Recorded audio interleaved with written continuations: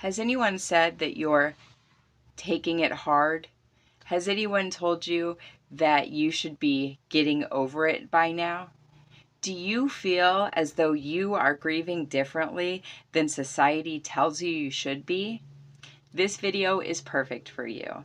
My name is Aurora, this is Abundant Minds, and I have tragically lost 3 of my closest family members in the past 3 years, and somehow I have survived and coped, and I am here to tell you my secrets on how I did it and how I am sitting here with a smile on my face.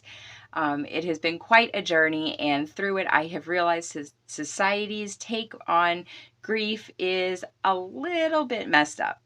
So if you want to understand your grief better, realize that you are coping in a beautiful and perfect way, and hear my success tips for coping in healthy ways. Stay around to the end of the video. I have a couple tricks and secrets for you.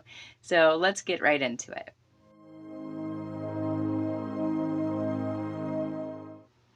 Hey guys, I'm Aurora, this is Abundant Minds, and we are talking about grief today. And just to give you a little backstory, super quick on me to kind of explain how I know anything about this kind of stuff.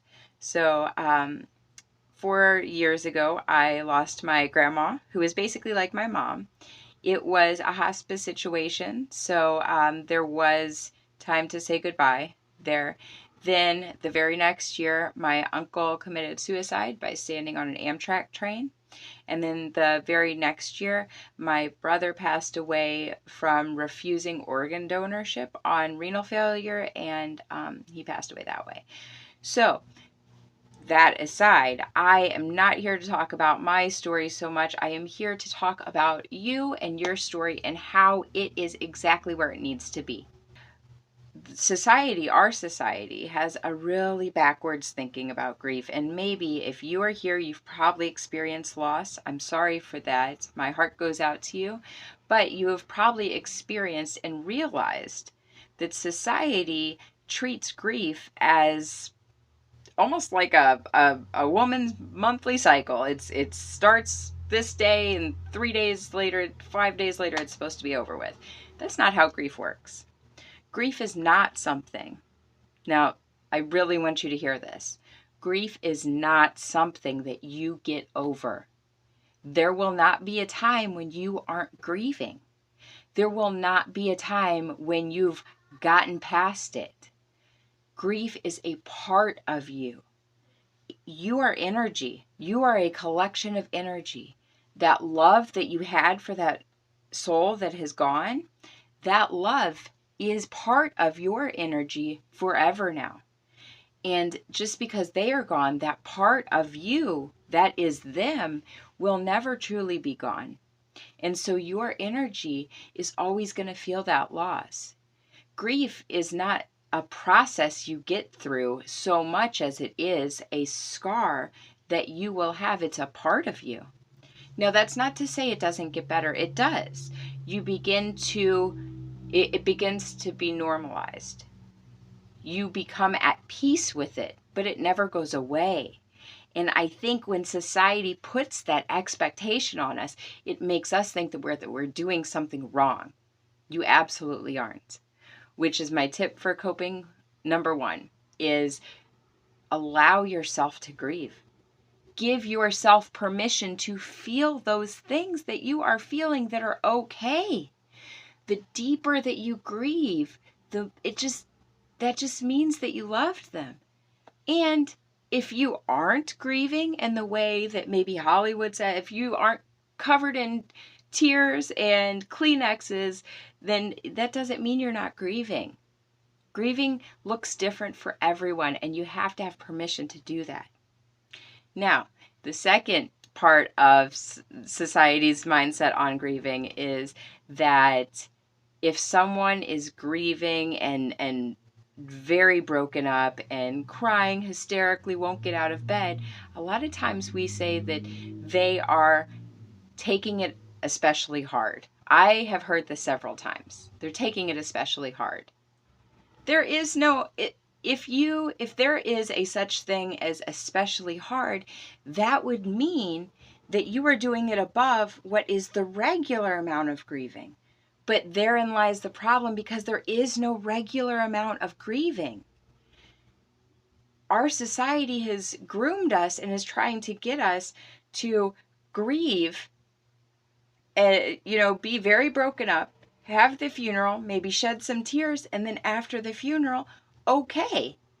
But that's not right. Most grief, I don't know if you know this, but most true grief doesn't actually kick in until days, maybe even weeks or months after the funeral or whatever service you have. And that is because the body is in shock. Science tells us that the first stage in the grieving, in the acute grieving process, is denial, which means that part of your brain might still not really be getting it until either at the funeral or maybe later, when, for me, it was, okay, on Tuesdays, we would play board games and hang out, and then now my brother is gone, and we don't have those Tuesdays. So it wasn't until the first couple Tuesdays went by that it really started kicking in for me. The whole process is backwards, because here's the secret. How you are grieving, whatever that looks like, is the way to grieve. That's it. So the number 2 trick and coping skill that I have to survive being a surviving loved one and dealing with loss is to refuse apologies.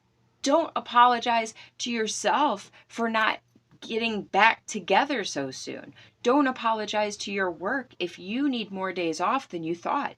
Don't apologize to family or friends if you can't seem to get past it in a couple days. You're doing fine, babe. You got it.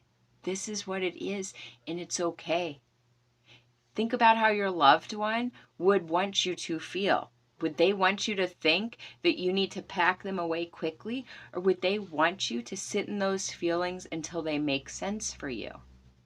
I remember one thing that kept bothering me about grieving was, and I mean, it still does. I'm still grieving. I'm still grieving my grandma from 4 years ago. I'm still grieving my uncle from 2. I'm still definitely grieving my brother from last year. So this is not, it's not something in the past for me. But one thing that was especially bothering to me when I was in the acute grieving stage was that I knew that I would eventually get to a place where their being gone was a normal aspect in my life. And that hit me extra hard. And I don't know if that is how you feel, but understand that that's okay. I know it feels icky.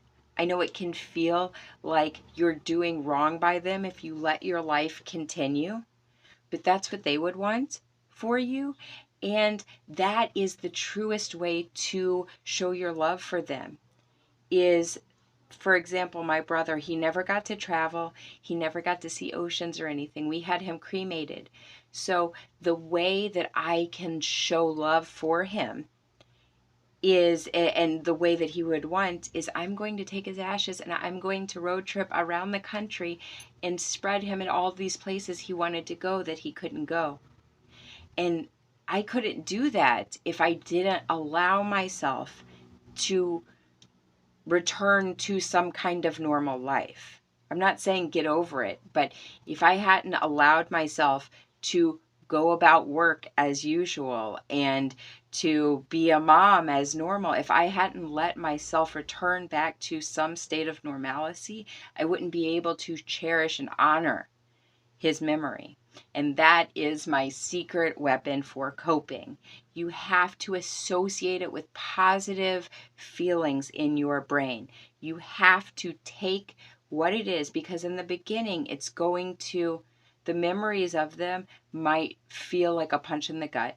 It might feel terrible and oh my God, I can't hear this song, and this used to be their favorite song, something like that.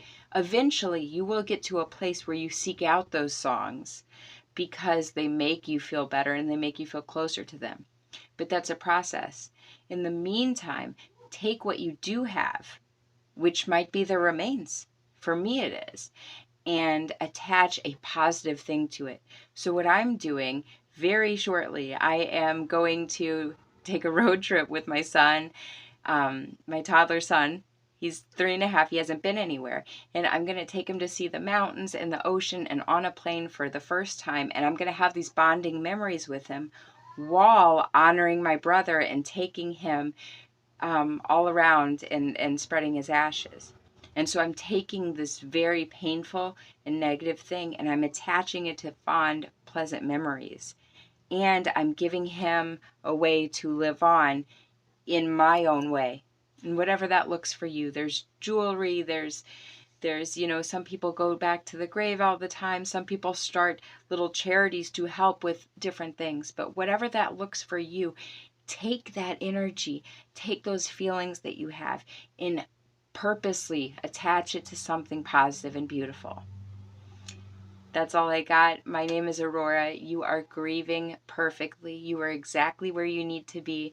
You are beautiful and loving, and it's okay that you're not okay.